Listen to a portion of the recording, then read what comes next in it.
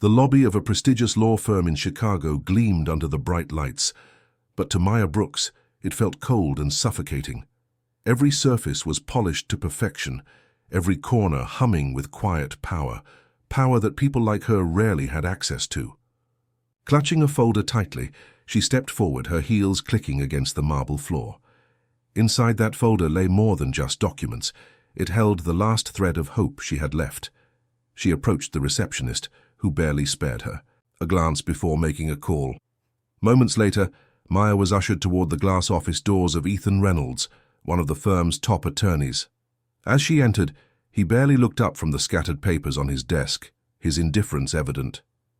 She placed the folder in front of him, her voice steady as she explained her case, how she had been wrongfully evicted, how her landlord had fabricated violations simply because he didn't want to rent to black tenants. Ethan barely reacted. He skimmed a few pages without real interest, his response cold and dismissive. Cases like hers, he said, were nearly impossible to win. The system wasn't designed to protect people like her. She should move on, find another place, accept that some battles weren't worth fighting. Maya felt the familiar sting of disappointment, but she refused to let it show. Gathering her folder, she stood, her voice quiet yet firm as she told him. She wouldn't stop fighting, not for his approval, not for his help, but because she had no other choice. She turned toward the door, ready to leave behind yet another dead end. But just as her fingers touched the door handle, Ethan spoke. His tone had shifted, no longer indifferent. "Where did you get this?" Maya froze.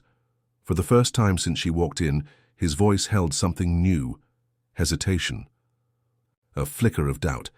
She turned slowly, watching as he flipped through the pages with a frown, his posture no longer as dismissive as before. The weight in the room had changed. Maybe, just maybe, she had finally found the crack in the system. She leaves the office, the door closing behind her with a soft thud. The weight of the injustice she's facing is overwhelming, but the spark of defiance is stronger. She won't let this be the end. Maya walks down the hall, her steps purposeful, but her mind racing. She stops in the lobby, her heart heavy with the crushing knowledge that she's just been turned away by someone who could have helped. But deep down, she knows. This won't stop her. She's been fighting her whole life, and she won't stop now. The receptionist watches her, a glance of sympathy flickering in her eyes, but Maya doesn't look back. She steps outside into the bright Chicago afternoon, the sounds of the city filling the space around her, a stark contrast to the quiet. Pain inside. Maya walks down the street, her shoulders squared, determination fueling each step. As she heads toward the subway, she pulls out her phone, her fingers shaking slightly as she types in the name of a legal aid group. She's not giving up. Not now, not ever. She takes a deep breath as the train doors close behind her, the city's rhythm pulsing around her. A new chapter begins, one where she will fight for her rights and demand the justice that's been denied to so many others like her. Maya and Elijah sit in a cramped, noisy shelter. The walls are thin, the air heavy with the smell of old food and disinfectant. Maya stares out the small window, her face tired, but her eyes determined. Elijah, her 10-year-old son, looks up at her with wide, uncertain eyes. She forces a smile, trying to mask the exhaustion in her voice. "Maya, it's just for a little while, Elijah, just until we get back on our feet." Elijah nods, though the doubt lingers in his gaze. He's old enough to understand that this isn't temporary. They both know that. Elijah: "Are we going to be okay, Mom?" Maya clenches her hands, fighting back the weight of everything she's trying to carry. She doesn't have all the answers, but she won't let him see her falter. Maya: "We'll be more than okay. We've got each other, don't we?" Elijah nods, but the unspoken worry between them sits heavily in the space. Maya hugs him close, squeezing her eyes shut for a brief moment, feeling the weight of a broken system bearing down on her. Later that night, after Elijah falls asleep, Maya sits at the small table in their shared room, staring at the eviction notice she's kept. It's crumpled from her clenched fists, but she won't throw it away. She can't. She needs to remind herself of the injustice. Maya: "This shouldn't have happened." She whispers to herself as she sifts through her papers, struggling to understand the legal terms and jargon that she's been thrust into. Each word feels like a weight, but she keeps going, determined. Her thoughts drift back to her parents, and the stories they used to tell about fighting for fair housing, the constant struggles they faced, the systemic racism that plagued them. It feels like a vicious cycle, but Maya refuses to let it be her children's fate. Maya. They fought, and I'm going to fight too. She picks up the phone and dials a number, a community activist who had offered some guidance earlier. She speaks with a quiet but determined voice. Maya, I need help. I don't know where else to turn. The conversation is short but powerful. The activist promises to connect her with civil rights lawyers and offer advice. Maya hangs up the phone with a renewed sense of purpose. The next day, Ethan Reynolds sits in his office, surrounded by piles of paperwork. His eyes move across the room, scanning through a few articles on housing discrimination, but his mind isn't fully engaged. He hasn't thought about the case of Maya Brooks since that day in his office. The phone rings. Cutting through his thoughts, Ethan Reynolds. A colleague mentions Maya's case. Colleague, did you hear that woman Maya Brooks? Her story's gone viral. There's a video of her talking about how she was unfairly evicted. Ethan scoffs, dismissing it, until he's told that the media is running with it. Colleague, people are really rallying behind her. Activists are starting to speak out. Some are calling for accountability for the landlord, and even questioning why the legal system is so slow to act. Ethan leans back in his chair, a flicker of discomfort stirring in him. He quickly shakes it off. Ethan, it's just another case. People get outraged, and then they move on. His colleague hesitates, then adds quietly, Colleague, maybe you should have listened to her, Ethan. Ethan's expression hardens, but a small nagging feeling begins to grow inside him. He brushes it off, dismissing it as irrelevant. Later in his office, Ethan can't shake the growing discomfort. He turns on the news. Maya's face appears on screen, her voice steady, but filled with emotion. Maya, on TV. This isn't just my fight. It's a fight for all of us. Every black tenant who's been pushed aside, ignored, or made to feel inferior in their own homes. I won't be silent anymore. Ethan watches, his face tightening as he sees Maya's determination. His mind flashes back to the dismissal in his office, and the words he'd said to her. He begins to replay that moment in his head. Ethan whispers to himself, what have I done? The weight of it all crashes down on him. Maya's words, her pain, her strength, he had dismissed it all so easily. Ethan stands up, the sense of guilt pulling at him. The next day, Ethan sits in his office, staring at the files on Maya's case that he had ignored. Something inside him shifts. He begins to dig deeper into the landlord's history, uncovering evidence of systemic bias and fabricated lease violations against other black tenants. Ethan's heart pounds in his chest. As he uncovers more, each document making it clearer, he had been wrong. Ethan, muttering to himself, I have to make this right. He knows what he needs to do, but he's afraid. He's afraid of the backlash from his firm, afraid of the consequences. But as he digs deeper into the evidence, the fear is replaced by something else, the need to do what's right. Ethan, I can't be part of this anymore. Maya is sitting in her modest living room when her phone rings. She answers with a mix of hesitation and hope. Maya, hello? Ethan, Ms. Brooks, this is Ethan Reynolds. There's a pause. Ethan takes a deep breath. I've looked into your case. You were right, I was wrong. Maya's heart skips a beat, but she quickly gathers herself, her voice cool but not unkind. Maya, what do you want from me, Mr. Reynolds? Ethan, I want to help. I'm not asking for forgiveness. I want to make this right. I'm working with a civil rights team, and I want to assist in any way I can. There's a long silence on the other end. Ethan waits, his palms sweaty, his breath shallow. Maya, why should I trust you now? Ethan, guilt-ridden. Because this isn't just about a case. It's about you and the lives of so many others who have been wronged. I want to stand with you, not just because I can, but because I have to." Maya takes a deep breath, her resolve strong. After a long moment, she speaks, her voice steady. "Maya, then let's fight together." The line goes silent as Ethan exhales in relief, knowing this is the beginning of something that can't be undone. Maya's strength fuels his own transformation, and they're ready to fight for the justice that has been so long denied. Maya sits in the small, cluttered apartment she now calls home, the weight of the eviction notice still fresh in her mind.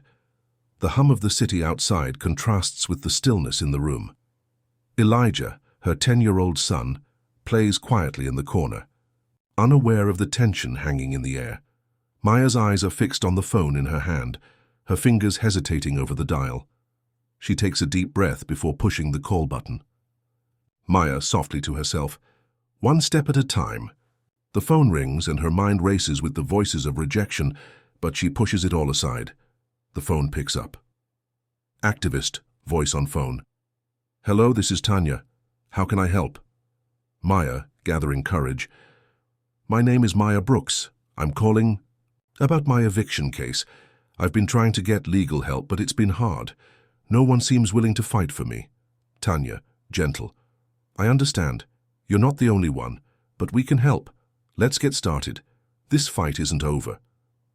Maya closes her eyes for a moment, allowing the words to settle into her heart. She feels a glimmer of hope, the first in weeks. Meanwhile, Ethan sits at his desk, the weight of Maya's rejection still pressing on him. He runs his fingers through his hair, glancing at the papers on his desk, including the one he'd discarded without a second thought, the case of Maya Brooks. He replays the moment of dismissal in his mind, each word he'd said echoing in his ears. Ethan, muttering to himself, "What have I done?" He picks up the phone to call her, but then hesitates. A surge of guilt pushes him to research her case further. He opens his computer and begins searching. The deeper he digs, the more he uncovers. Reports of discrimination, a clear pattern of mistreatment against black tenants by the same landlord. Ethan, thinking aloud, this isn't just a case, it's a story, a history of injustice. His hands tremble as he opens a document detailing multiple complaints against the landlord. It hits him hard, the same pattern he'd ignored before. He stares at the screen, the guilt becoming unbearable. Ethan, with conviction, "I have to make this right." Ethan dials Maya's number, his heart racing with anticipation and fear. The phone rings once, then twice. Maya, coldly answering. "Hello, Ethan. Ms. Brooks, this is Ethan Reynolds. I made a mistake." Maya pauses, then firmly. "You don't get to just walk back in after everything you said." Ethan, with sincerity. "I know, I didn't listen, I didn't see it, but I see it now. I've looked into your case, and I'm not just offering my help now to make things right for me. I'm offering it because you deserve justice." Maya, silent for a moment, then softly. "I can't trust you." Ethan, with resolve. "I don't expect you to, but I promise you, I'm here to fight for you now." Another long pause. Maya's voice cracks slightly, but she holds it together. "Maya, then fight with me, but not for me. This fight is mine."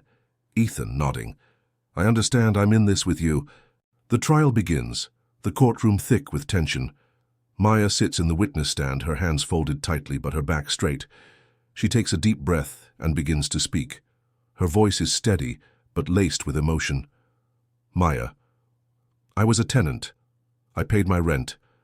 I took care of my apartment. But the landlord decided I wasn't worth keeping. Not because of anything I did, but because of who I am." The room falls silent. Her words are powerful, carrying the weight of years of injustice. Maya, continuing, "I'm not the first, and I won't be the last. I know how the system works, but it's broken, and it's time for someone to make it right." Maya's words hang in the air as Ethan stands up and walks toward the judge, holding a stack of documents in his hand. His voice cuts through the silence. "Ethan, Your Honor, these are the records. The landlord has repeatedly evicted black tenants based on fabricated lease violations. This isn't a case of one bad decision. It's a systemic pattern of racism." The judge looks over the documents, the weight of the evidence sinking in. The tension in the courtroom shifts as the truth becomes undeniable. Judge nodding slowly. We will proceed with this case. The evidence is clear.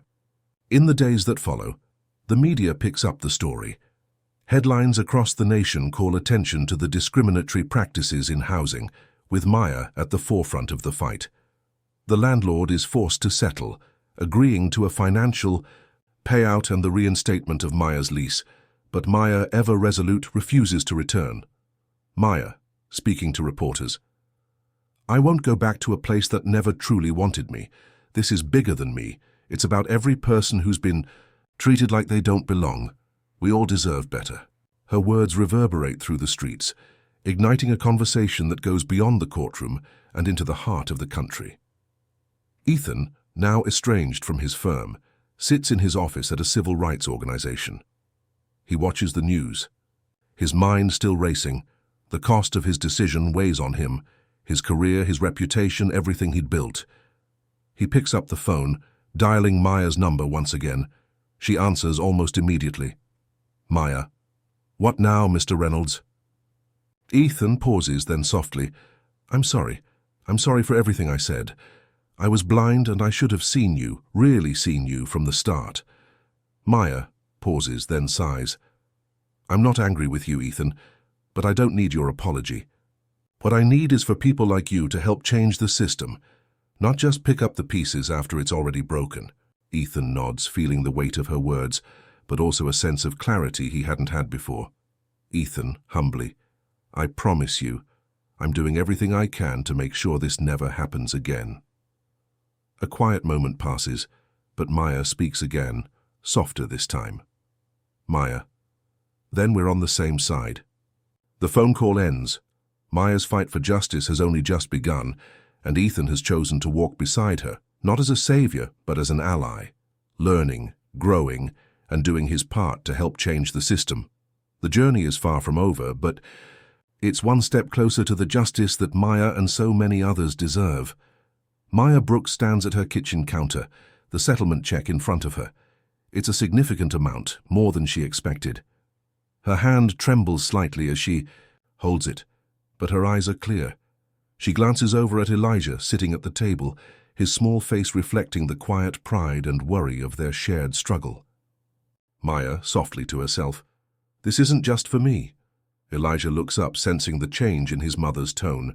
He doesn't fully understand, but he can feel the weight of the moment. Elijah, tentatively, Mom, what's that? Maya, with a faint smile, It's a victory, Elijah. We've won, but it's not the end. Elijah jumps up and walks over to her, his voice filled with admiration. Elijah, you didn't just win, Mom. You made them listen. Maya's heart swells as she ruffles his hair. She pulls him into a hug, the warmth of his small body against her chest, making her feel like this is the beginning of something bigger than she ever imagined. Maya, you're right. We made them. Listen, but we've got work to do. There are more people who need this kind of fight, people like us. Maya looks at the check one last time, then turns back to Elijah with determination. Maya, I'm starting a legal aid foundation. We'll help people like us, people who are targeted because of who they are, people who deserve justice, but don't know where to find it. Days pass. Maya is on the phone with a local activist group, her voice strong and clear as she explains her vision. The phone call ends, and she sets it down with a sense of purpose. She looks at Elijah, who is playing on the couch with his toys. Maya sits beside him, her face softening as she watches him. Maya, with a gentle smile, We're going to change things, Elijah. You're going to see it, I promise. Elijah looks up at her, his trust in her unwavering. Elijah, I know, Mom. You're already changing things. The doorbell rings. Maya stands up, wipes her hands on her jeans, and opens the door to find a group of community leaders and activists standing outside, their faces full of respect and admiration. Activist leader, smiling, Maya, we've heard about what you're doing. The community's with you. What you've done, is bigger than just one case. It's about everyone who's ever been silenced. Maya, nodding, This is just the beginning. I won't stop until we have a system that works for everyone. The group nods in agreement, some offering words of encouragement, others already talking about organizing the next steps. Maya feels a surge of energy, knowing that she's not alone. The community is rallying behind her. Across town, Ethan. Reynolds sits in a small, dimly lit office at the civil rights organization he now works for. The space is bare, except for a few bookshelves and a stack of legal papers on his desk.